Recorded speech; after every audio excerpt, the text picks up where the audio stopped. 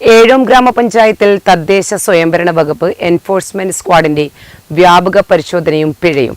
പഴയങ്ങാടിയിൽ കക്കൂസ് മാലിന്യം തുറസായ സ്ഥലത്തേക്കൊഴുക്കിയ സംഭവത്തിൽ സ്ഥാപനങ്ങൾക്ക് 25,000 രൂപ പിഴ ഈടാക്കി.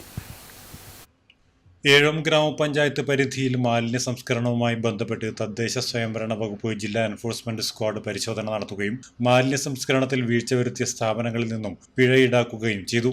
പഴയങ്ങാടി ബസ് സ്റ്റാൻഡിനോട് ചേർന്ന HAK എന്ന ബിൽഡിംഗിലാണ് നിയമലംഘനങ്ങൾ കണ്ടെത്തിയത്.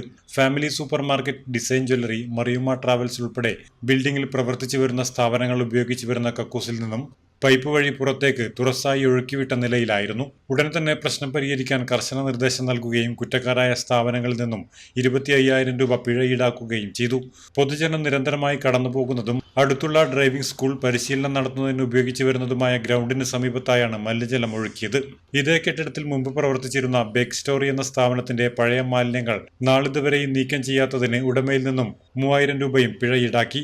നാട് ഓണത്തിരക്കിലേക്ക് നീങ്ങുന്ന ഘട്ടത്തിൽ പൊതുജനങ്ങൾ കൂടുതലായി എത്തുന്ന ഇത്തരം സ്ഥലങ്ങളിൽ ഉണ്ടാകുന്ന മാലിന്യ പ്രശ്നങ്ങൾ വലിയ പ്രയാസങ്ങൾ ഉണ്ടാക്കുന്നതാണെന്നും തുടർന്നുള്ള ദിവസങ്ങളിലും പരിശോധന കർശനമാക്കുമെന്നും കുറ്റക്കാർക്കെതിരെ കർശന നടപടികൾ സ്വീകരിക്കുമെന്നും അധികൃതർ അറിയിച്ചു. പരിശോധനയിൽ squad leader Ashraf PP, squad അംഗം ജിഷ്ണുരാജ് M, ദിബിൽ CK, ഗ്രാമപഞ്ചായത്ത് ഹെൽത്ത് ഇൻസ്പെക്ടർ പ്രിയ PP എന്നിവരും പങ്കെടുത്തു. Network news, Pazhayangadi.